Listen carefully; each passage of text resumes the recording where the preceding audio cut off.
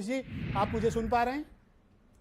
हाँ, मैं आपको सुन पा मैं रहा हूँ। आपसे जानना चाहता हूं कि बीजेपी ओबीसी को मनाने के लिए सम्मेलन शुरू कर दी है और समाजवादी पार्टी ब्राह्मणों के इर्द गिर्द बड़े मजबूत डोरे डाल चुकी है। ये इत्तेफाक है या फिर रणनीति? इत्तेफाक नहीं है, ये रणनीति है ब्रजेश जी। और ये बड़ी रोचक लड़ाई होने जा रही है 2027। अभी 2.5 साल बाद देश है।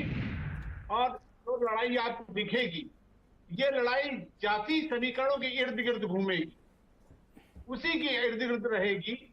कौन किसके वोट बैंक में कितनी सेंध लगा पाता है, इसको लेकर के ये लड़ाई शुरू हुई है। अब ब्राह्मण के बहुत बड़े पैमाने पर बीजेपी के साथ गए थे और राम मंदिर के बनने के बाद काफी प्रभावित थे, तो ये प्रयास किया गया है। अब ये कितना सफल होगा ये कहना कठिन है, लेकिन ये एक रणनीति है। रणनीति के तहत बीजेपी भी चल रही है, रणनीति के तहत समाजवादी पार्टी भी चल रही है, और ये जो लड़ाई है तीखी होती चली जाएगी। और आपको अब रिसेंटली 10 सीटों पर बाई इलेक्शन होने जा रहा है ब्रजेश जी। क्या बीजेपी ओबीसी और समाजवादी पार्टी ब्राह्मणों को आकर्षित करने में राजनीतिक रूप से कामयाब होगी?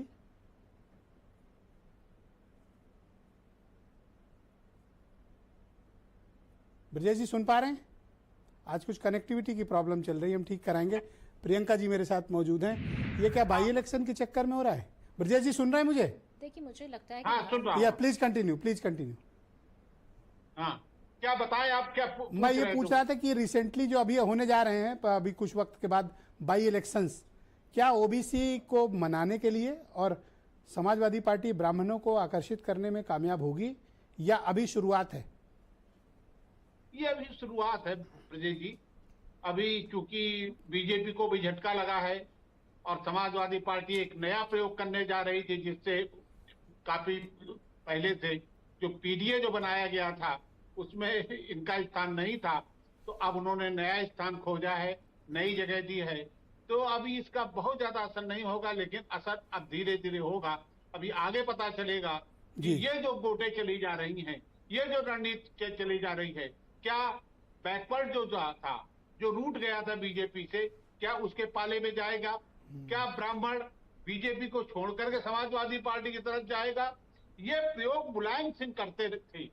उनका जो मैनपुरी, इटावा, ये क्षेत्र यदि आप जाए, औरैया, यहाँ पर उनके ब्राह्मणों से बड़े बेहतर संबंध हुआ करते थे, लेकिन धीरे धीरे टूट गया था। अब ये नए सिरे से जोड़ने का प्रयास किया गया है। इधर बीजेपी में जो हुआ है कि सब जो बीजेपी को जो ये झटका लगा है, उसका कारण यही माना जा रहा है कि ओबीसी नाराज था, ओबीसी इनको उसने वोट नहीं दिया है, तो ये उनकी तरफ बढ़ेंगे। और अरे अभी तो ओबीसी संभाल रहे थे, ये दूसरे किले पे अटैक कर दिया है अपोजिशन ने।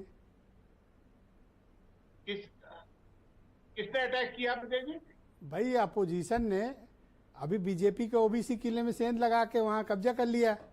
अब ये ब्राह्मण वाले किले पर अटैक कर दिए हैं। वो ओबीसी बचाएं कि ब्राह्मण बचाएं? अब नहीं, अब ये देखना होगा कि ये एक दूसरे के वोट जो है, जिसको जो लोकसभा चुनाव में जो परिणाम आए हैं, जो आकलन किए गए हैं, जो विधायकों ने बताया है, उस हिसाब से अपने एक दूसरे के वोट बैंक को जो चला गया है लोकसभा में, उसके लिए युद्ध शुरू होगा। और ये युद्ध ये क्रमवार होगा। आप देखिएगा आने वाले दिनों में कि सम्मेलन बीरेन जी भी हमारे साथ थोड़ी देर में अभी जुड़ रहे हैं। प्रयास हो रहा है। बीरेन जी सुन पा रहे हैं?